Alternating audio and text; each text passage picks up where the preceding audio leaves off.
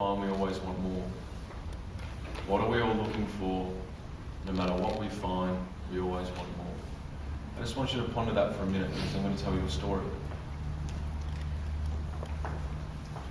Now this story is about a 65-year-old New York successful businessman by the name of Tom. Now Tom travels down to a sleepy little fishing village in Mexico for his daughter Michelle's wedding. And at the reception, Tom gets an important work phone call. So he rushes off outside.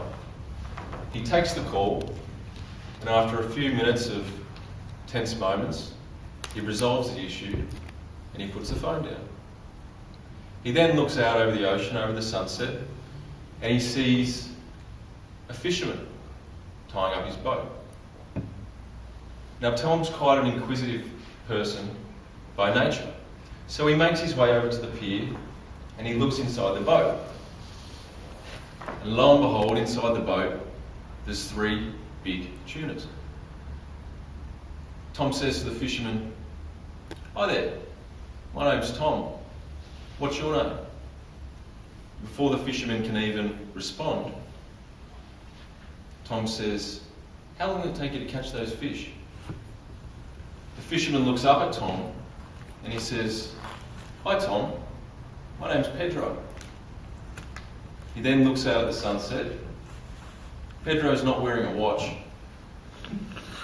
And he says, "I'm not sure Tom, maybe 1, maybe 2 hours." Tom says, "Pedro, what do you do for the rest of your day?" Pedro said, "Well Tom, what I do is I wake up late, I play my guitar, I fish a little, and then I spend time with my wife and kids. I live a full and happy life." At this point in time, Tom's business mind is ticking over. He turns to Pedro and he says, "Pedro, I'm a very successful businessman. In fact, I've got an MBA from Harvard.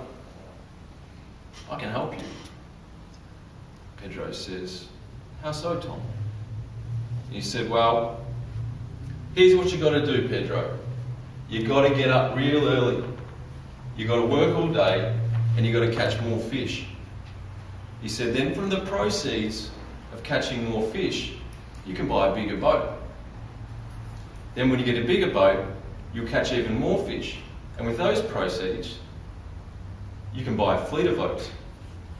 Then you'll have what's called economies of scale, Pedro. So rather than selling your fish to the fish market, you can go direct to the cannery." Pedro goes, "Sounds interesting." Tom says, "Then, if things go really well, you could even open your own cannery. Then you control the fishing, the production, and the distribution of the fish." Pedro looks up at Tom and he says, "Tom, how long is this going to take me?" Tom says, "Well, here's the thing, Pedro. If you push it, 15 to 20 years.